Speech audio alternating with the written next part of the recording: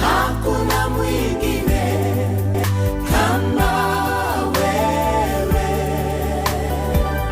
wewe Mungu Baba yangu, na kuinua na kuabudu.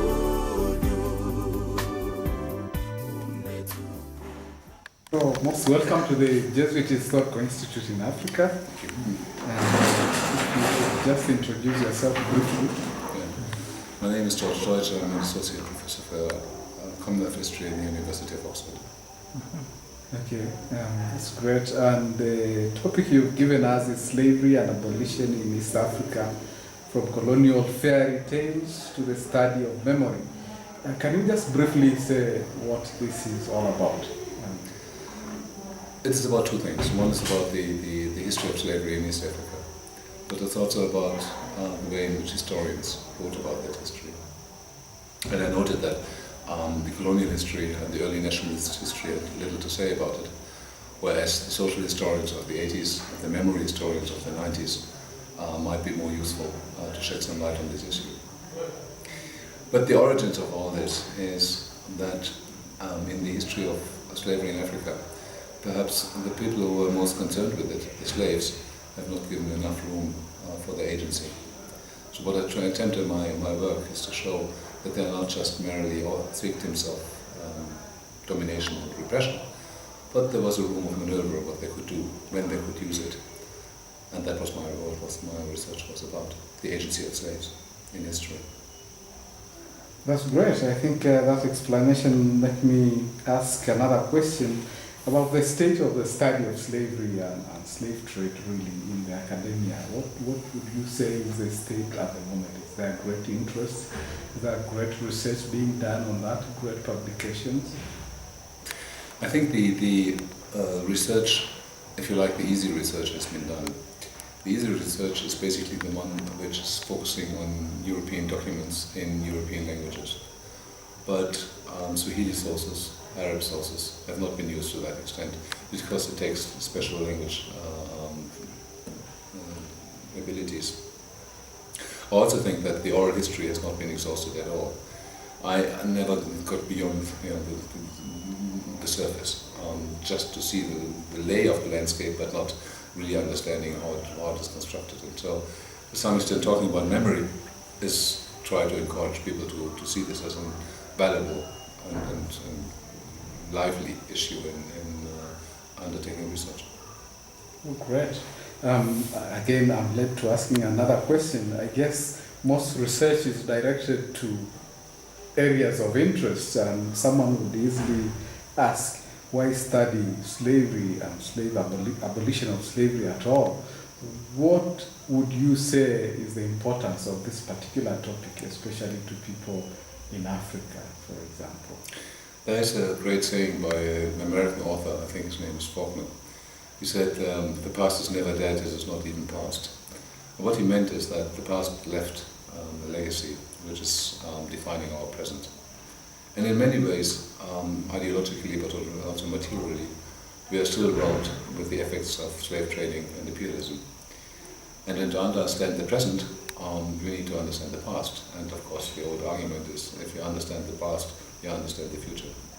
So my interest in imperialism and colonialism on the one hand and slavery on the other is an attempt to understand the present better.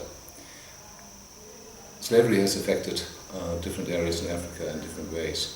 In some areas the legacy is very thin and you have to dig very deep.